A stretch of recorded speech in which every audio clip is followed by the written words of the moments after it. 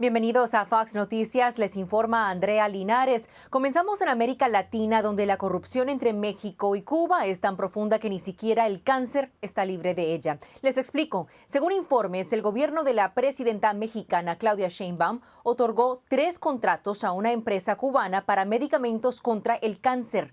En conjunto representan aproximadamente 12 millones de dólares. La compra ha generado polémica porque aparentemente el gobierno mexicano otorgó los contratos de manera directa y sin licitación pública. Además, los contratos financian a la dictadura cubana que controla la empresa. Esto viola lo que el presidente Donald Trump ha estado exigiendo durante meses, que nadie le dé dinero a los líderes comunistas de la isla. Sin embargo, la presidenta Sheinbaum sigue buscando problemas, aunque ya tiene suficientes en su propio país. La senadora mexicana Lili Telles es una de las voces más fuertes que acusa a Morena, el partido político de Sheinbaum, de tener vínculos con el crimen organizado. Y según Telles, la relación corrupta entre ellos ha evolucionado hacia una estructura mucho más compleja. La senadora mexicana Lili Telles me acompaña para abordar el tema como siempre. Bienvenida una vez más a Fox Noticias. Gracias por invitarme, Andrea. Senadora, el gobierno mexicano quiere vender esta narrativa de que está enviando ayuda humanitaria a Cuba. Sin embargo, esta investigación periodística destapa lazos comerciales muy profundos. ¿Cuán significativos son los detalles de este reporte? El gobierno de Sheinbaum lo que pretende es ayudar a la dictadura cubana, a la élite de los dictadores, del dictador cubano, de sus políticos, no al pueblo cubano. Y han comprado a través de 3 convenios la cantidad de 12,5 millones de dólares para medicamentos contra el cáncer. La narrativa de la presidenta Sheinbaum es que quiere ayudar al pueblo cubano, pero la realidad es que a quien ayuda es únicamente al dictador y a sus cómplices. También hay que señalar que desde el 2022 se le han dado al dictador cubano 24 millones de dólares para el contrato de que vengan a México médicos cubanos para, según Sheinbaum, enviarlos a lugares en donde no pueden ir los médicos mexicanos porque el crimen organizado los mata. Entonces ahí mandan a los médicos cubanos que tienen una pésima reputación en México, según los dichos de otros médicos mexicanos. Los médicos cubanos están muy mal preparados, casi no saben ejercer su oficio. Y es nada más una forma, la compra de medicinas, los médicos cubanos es una forma de Sheinbaum de ayudar al dictador, no al pueblo cubano. Y hay algo insólito en todo esto y voy a compartir una cifra, y es que Cuba enfrenta una crisis crónica de medicamentos en lo que va de año 2026. Más del 70% de los medicamentos esenciales, más básicos, sencillamente no están disponibles para las personas en la isla, incluidos los que el gobierno mexicano le compró al régimen. ¿Cómo reacciona a este detalle? Es que lo que hemos sabido es que el dictador cubano lo que recibe lo vende a otros lugares para tener una ganancia para el dictador y sus cómplices, mientras el pueblo cubano es el que está sufriendo. Además, los medicamentos cubanos tienen una pésima reputación de que no funcionan. Voy a pasar a otro punto porque usted afirma que existe una presunta relación entre grupos del crimen organizado y actores políticos vinculados al partido del gobierno Morena. ¿Tiene las pruebas, senador? Las pruebas están a la vista de todos. Tenemos una crisis de violencia como la que se desató, como el terrorismo que se desató en el país después del asesinato del Mencho. Eso es una prueba irrefutable de cómo hubo actos terroristas, vandálicos, quema de negocios, de obstrucción de carreteras, en fin. Esa es una prueba. También a quienes se atreven a alzar la voz, como Carlos Manso, pues fue asesinado, y lo vemos y lo padecemos todos los días en todo el país, el poder del crimen organizado, que es quien realmente tiene el control de México y está metido hasta el fondo, hasta lo más profundo de Palacio Nacional. Uno de los consejeros de Claudia Sheinbaum, el jefe de sus consejeros, Jesús Ramírez Cuevas, está ligado con un cártel. también el senador Adán Augusto López, que ya he mencionado, y así otros. Ayer, de hecho, un abogado fue sancionado por el Departamento del Tesoro de Estados Unidos por sus ligas con el crimen organizado, un abogado. Las pruebas sobran. Quiero ver el siguiente titular de El Milenio, titulado Operación Kukulcán. Este es el plan maestro de uno de los funcionarios de Harfuch para blindar el Mundial este año, este 2026. ¿Por qué es que ahora hay todo este operativo de seguridad con, digamos, nombre y apellido, ¿no? Pero el gobierno no ha puesto este nivel de esfuerzo por la seguridad de todo el país, de todo el pueblo mexicano? Eso confirma lo que yo he estado señalando en los últimos años. No se trata de que las Fuerzas Armadas mexicanas y las fuerzas de seguridad que encabeza García Harfuch no puedan. Se trata de que no hay una orden de la jefa, que es la presidenta Sheinbaum, para realmente combatir al crimen. En este sentido, creo que este operativo va a funcionar porque hay una orden específica de que sí funcione, de que sí se brinde seguridad en ese entorno de este evento deportivo. Lo que reclamamos los mexicanos es por qué no se brinda este tipo de seguridad al resto de...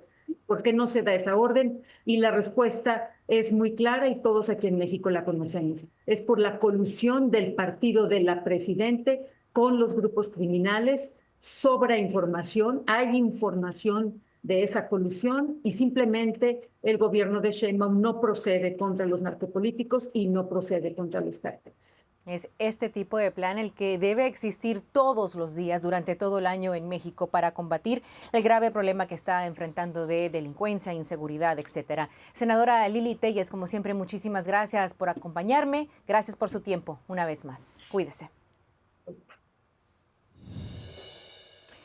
Cada vez más hogares en Estados Unidos están pasando a formar parte de la clase media alta.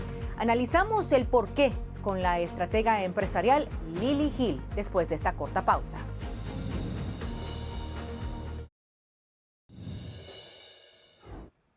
Bienvenidos de vuelta a Fox Noticias. Hablemos de la economía de Estados Unidos, donde una parte importante de los hogares estadounidenses está ascendiendo en la escala económica y entrando en la clase media alta. Este cambio refleja décadas de crecimiento salarial, especialmente entre trabajadores con educación universitaria y también el aumento de los hogares con doble ingreso.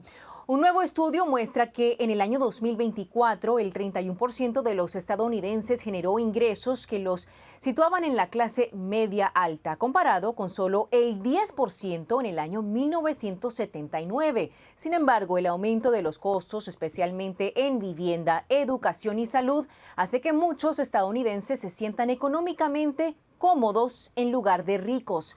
Los economistas explican que este cambio a largo plazo está transformando la fuerza laboral y también redefiniendo quién pertenece a la clase media y quién la supera. Middle class or the upper middle class has had an explosion.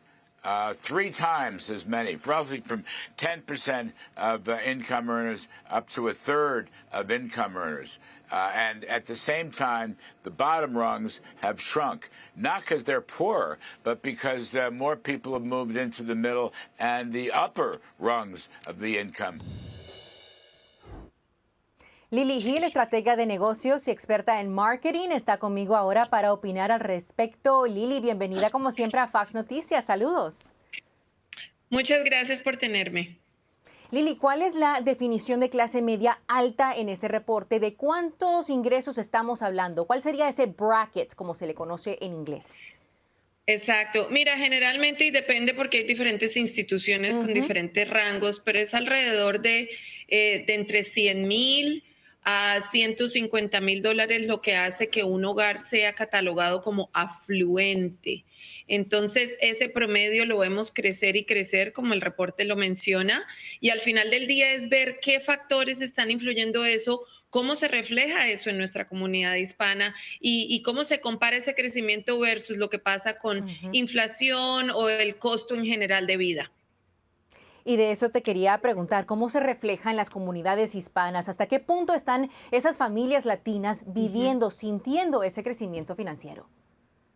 Mira, es una gran pregunta porque cuando aterrizamos a esta conversación a nuestra comunidad, la historia es muy clara por muchos ángulos. No solo estamos creciendo en números como un grupo grande demográfico, pero efectivamente el poder adquisitivo de nuestra comunidad ya está en más de 4 trillones de dólares y vemos avances en educación y en poder adquisitivo a través de la educación, el emprendimiento. Entonces, para caer al punto en particular, el ingreso mediano del hogar hispano es alrededor de $70,000 por hogar, pero hay que resaltar que eso es un crecimiento de más del 5% cuando vemos reportes de años pasados, y la proporción de grados universitarios y de emprendimiento definitivamente es mucho más alto que el resto de la población. Así que vemos que estamos creciendo, pero todavía hay campo para expandir.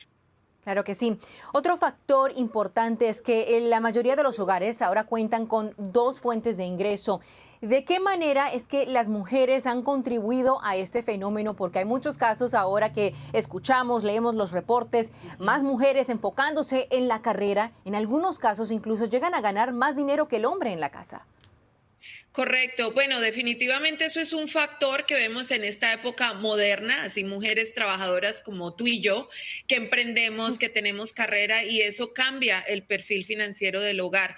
Sin embargo, hay que tener cuidado. Yo voy aquí a hablarlo como persona práctica, porque muchas veces también el hecho de que la mamá trabaje genera nuevos gastos en el hogar en cuanto al costo de childcare o del cuidado de los niños y otros factores que vienen a la mesa. Por eso es que estamos viendo que con muchas de las políticas del presidente Trump y esta administración que está queriendo ser más amigable con la familia, puedes empezar a incluir algunos de esos gastos como cosas que se pueden descontar a la hora de hacer tu reporte de los impuestos, ya que estamos en época de impuestos y mucho más. Pero sí, eso es un gran factor, pero al igual hay que balancearlo con el costo adicional que viene en no tener a mamá en casa.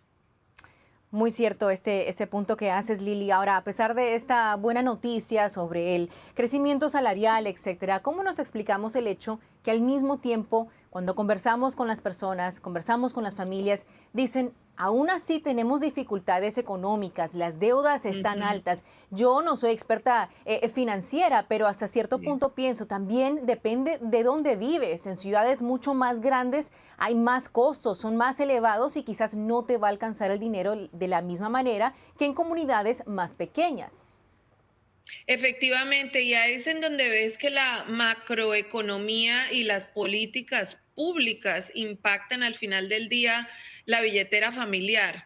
Porque como tú lo dices, si vives en estados, y hablo por mí misma, por ejemplo, yo viví por muchos años en Nueva York, en la ciudad de Nueva York como tal, y después me mudé para Texas, ahora estoy en la Florida, y el cambio es muy grande cuando vas de estado a estado en cuanto a sus políticas de impuestos, en cuanto a los costos que se trae el tener un negocio o lo que tienes que pagar y te descuentan en tu nómina o en tu salario. Y efectivamente, cuando eso impacta, y muchos de nuestros amigos y comunidades hispanas están en esos estados que son muy costosos. 1 de cada 3 neoyorquinos es hispano. En Los Ángeles, 1 de cada 2 adultos es latino, y esos son 2 estados que son muy costosos.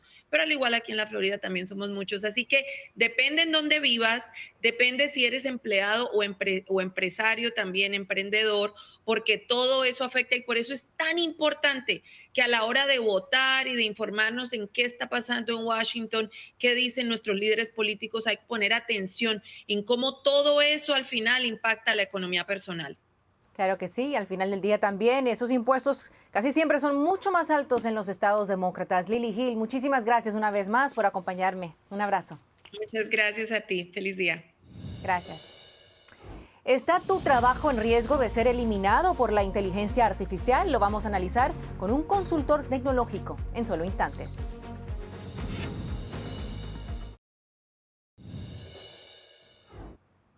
Bienvenidos de vuelta a Fox Noticias. Nos enfocamos ahora en la industria tecnológica, donde la inteligencia artificial ya está teniendo un gran impacto en la fuerza laboral de Estados Unidos. El gigante tecnológico Oracle está eliminando alrededor de 30,000 empleos, lo que les permitiría ahorrar hasta $10 billones. La empresa está usando ese dinero para invertir en su infraestructura de inteligencia artificial, justificando los recortes como una optimización de costos y una reasignación de recursos. Los analistas consideran que la decisión de Oracle forma parte de una tendencia más amplia en las grandes empresas tecnológicas que apuestan fuerte por la inteligencia artificial a costa de su fuerza laboral. Hasta el momento, este año, las compañías tecnológicas han recortado alrededor de 52,000 empleos para financiar sus inversiones en inteligencia artificial. Entonces, ¿qué empleos están más en riesgo? Juan Carlos Pedreira, consultor y experto en tecnología de inteligencia artificial, me acompaña para abordar este tema. Bienvenido a Fox Noticias. Muchas gracias, saludos. Escuchamos esta información y genera preocupación. Muchos ahora temen que la inteligencia artificial va a reemplazar su trabajo. ¿Cuáles son los empleos que estarían enfrentando el mayor riesgo? Ciertamente lo que estamos hablando, la industria tecnológica, lo que son trabajos de programación, ha sido estas primeras industrias en verse directamente afectadas por todo el tema de inteligencia artificial. Hemos visto un desarrollo extremadamente rápido en herramientas que ayudan a programadores hasta prácticamente hacerle casi un 80, un 90% del trabajo. Ciertamente estos son números que nos debe de preocupar precisamente a toda persona que trabaja frente a una computadora y está a diario trabajando en documentos. Vamos a estar viendo en los próximos años ciertamente impactos directos en muchas tareas que van a ser automatizadas con la inteligencia artificial. Y creo que me temo que toda esta área de tecnología son las primeras víctimas de toda esta revolución tecnológica. Así que estamos en esta fase de adaptación, siempre tenemos que estar aprendiendo algo nuevo para no quedarnos atrás y muchas empresas, como acabo de reportar, dicen que esta inversión dará sus frutos con el tiempo. Dijiste años. ¿Cuánto tiempo pudieran durar estos cambios en distintas industrias? Yo creo que vamos a ponerle una fecha exacta de cuándo vamos a ver este impacto a través de otras industrias, pues es un tanto incierto. Difícil, pero ciertamente si uno ve la tecnología como está hoy día, tenemos plataformas como Claude Cowork, en donde nosotros básicamente le entregamos el control de nuestra computadora a un agente de inteligencia artificial para que haga la tarea. Pues yo creo que nos podemos imaginar un mundo donde personas que son analistas financieros, personas que trabajan como abogados, todas estas industrias van a ver esta tecnología integrándose a su lugar de trabajo. Lo que vamos a ver tal vez sea una compresión en la cantidad de personas empleadas y va a haber un grupo selecto, y me parece que es algo muy importante, un grupo selecto de personas que son expertas en utilizar esta tecnología y se convierten en una especie de director de orquesta, en una especie de director que dirige a estos sistemas autónomos de inteligencia artificial a hacer su trabajo.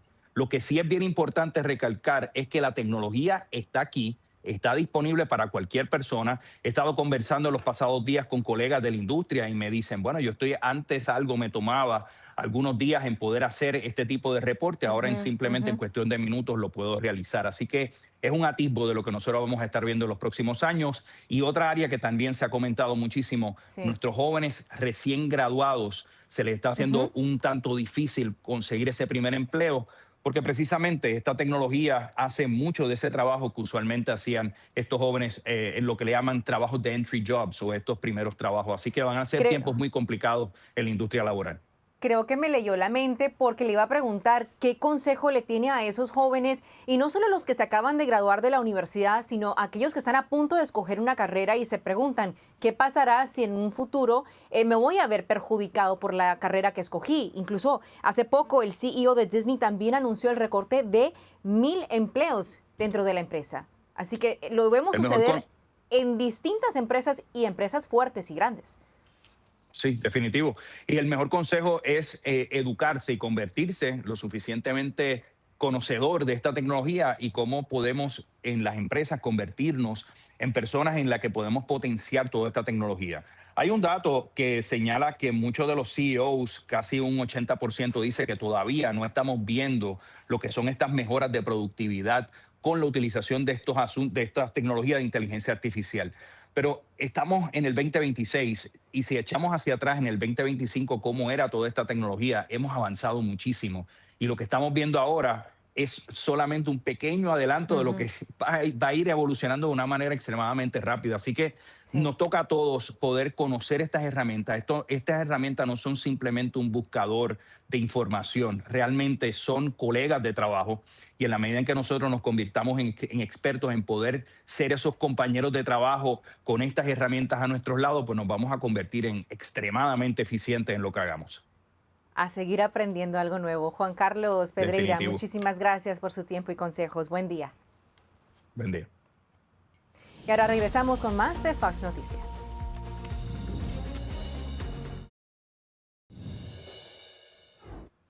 Muchas gracias por acompañarnos el día de hoy. Nos pueden seguir en Instagram, Facebook, X, TikTok y WhatsApp para que no te pierdas absolutamente nada con Fox Noticias. Yo soy Andrea Linares. Que tengan un buen día.